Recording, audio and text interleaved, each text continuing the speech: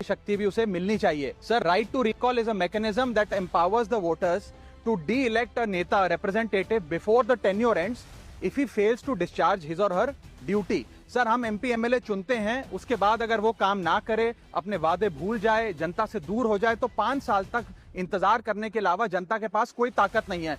कोई interim provision नहीं, कोई अकाउंटेबिलिटी नहीं, कोई परफॉर्मेंस रिव्यू नहीं, कोई करेक्टिव ऑप्शन नहीं। चुनाव से पहले नेता जनता के पीछे और चुनाव के बाद जनता नेता के पीछे। 5 साल is too long a period in this day and age. अगर एक गलत फैसला गलत नेता को चुनने का लिया तो लाखों लोगों का भविष्य अंधकार में जाता है और पूरा क्षेत्र पीछे जाता है। Sir, we can trust our voters to elect. हमें अपने मतदाता पे विश्वास करना चाहिए कि वो अपनी गलती बदल भी सकें राइट टू रिकॉल की ताकत से।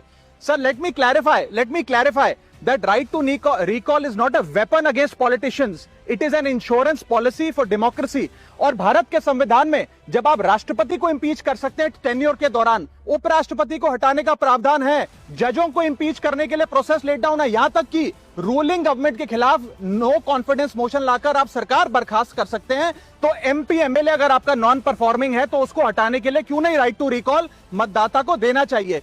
दुनिया की 24 से ज्यादा डेमोक्रेसीज में राइट टू रिकॉल का मैकेनिज्म लागू है, जिसमें यूएस, कनाडा, स्विट्जरलैंड जैसे देश है। मैं आपको उदाहरण देता हूं सर, कैलिफोर्निया में गवर्नर क्रिस डेविस नाम के नेता 2002 में चुने गए।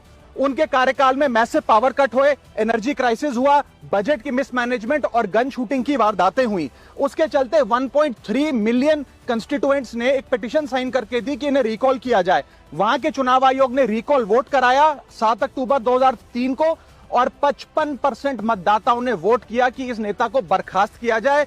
ग्रे डेविस को हटाया गया और आर्नल्ड श्वार्ज़नेगर को वहां पे गवर्नर बनाया गया। सर, मैं बता दूं कि हिंदुस्तान में भी इसका प्रेसिडेंट है।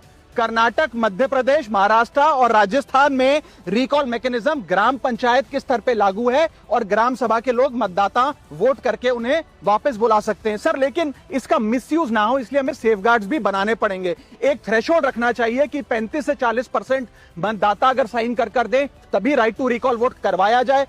नेता को 18 महीने के लिए परफॉर्मेंस पीरियड देना चाहिए, कूलिंग ऑफ पीरियड, जिसमें उसे ना हटाया जाए। स्पेसिफिक ग्राउंड्स फॉर रिमूवल होने चाहिए ताकि फ्रिवलेस ग्राउंड्स ना हो और रिकॉल कम से कम 50% वोटों के बाद हो। ऐसा होगा तो पार्टियां भी ऐसे लोगों को टिकटें देंगी जो परफॉर्मर्स हो, ना कि नॉन परफॉर्मिंग एसेट, और भारत की डेमोक्रेसी मैच्योर होगी, सिटीजन एम्पावरमेंट बढ़ेगा and recall will give the voter the power to fix that right now.